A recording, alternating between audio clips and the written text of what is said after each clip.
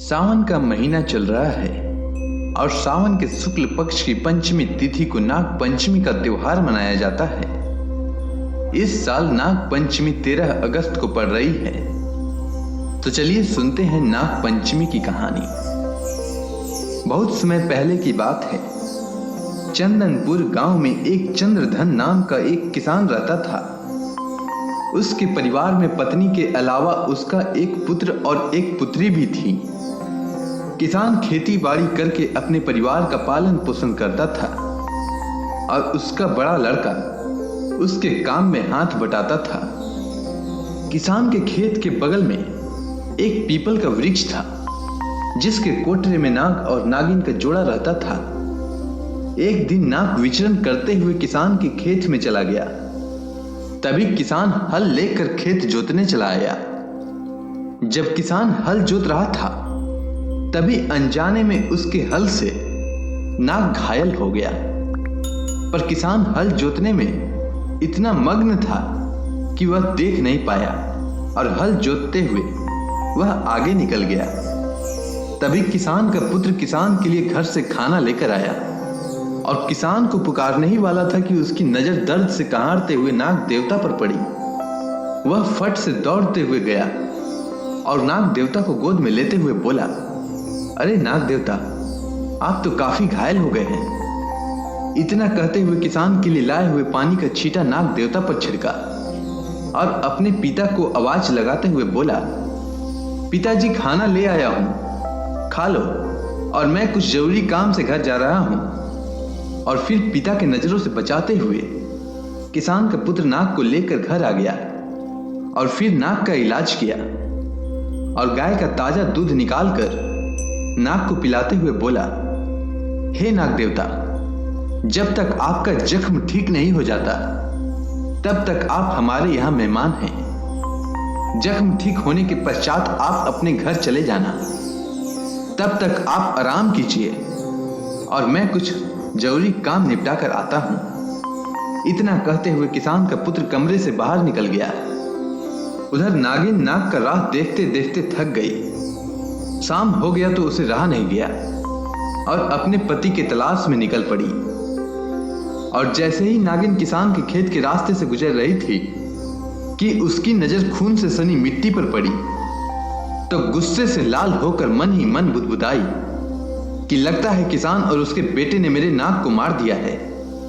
इतना विचार आते ही उसने किसान और उसके पुत्र से बदला लेने का निश्चय किया और किसान के घर की तरफ चल पड़ी। जब नागिन किसान के घर पहुंची तब रात्रि के 12 बज रहे थे और किसान का सारा परिवार गहरी नींद में सोए हुए थे।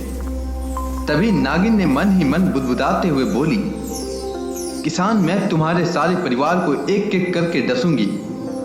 तभी तुझे इस बात का एहसास होगा कि घर में किसी के मरने से इंसान को ही नहीं, हम जैसे जानवरों को भी कितना दर्द होता है।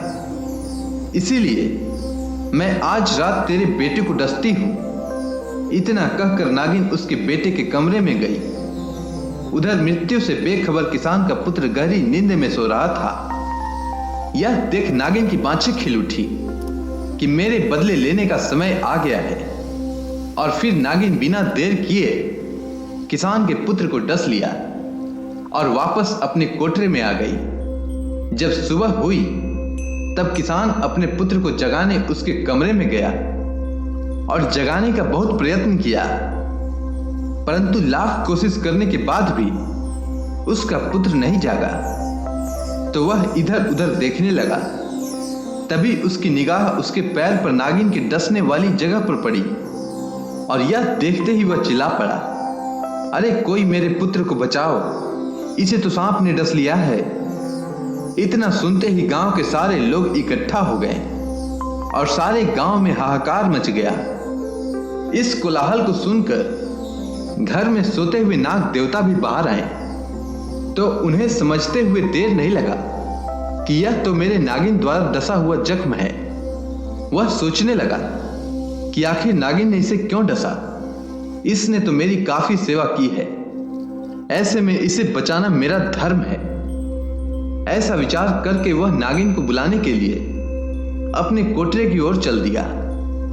यह सब देख गांव वालों ने बोला, अरे कोई जाओ और गाय का दूध लेकर आओ और नाग देवता का आवाहन करो, वही इसका हल निकाल सकते हैं।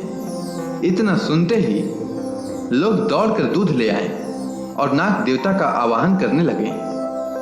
उधर नाग जब अपने कोठरे में पहुंचा तो नागिन अपने नाग को देखकर बहुत खुश हुई और नाग से पूछी, स्वामी आप जीवित हैं? फिर नाग ने सारा वृत्तांत का सुनाया और आखिर में बोला कि हे प्रिय, जिसने मेरे प्राणों की रक्षा की है, तूने उसी के प्राण हर लिए। इसलिए मैं तुमसे विनती करता हूं कि चलकर तुम उसके प्राण लौटा दो।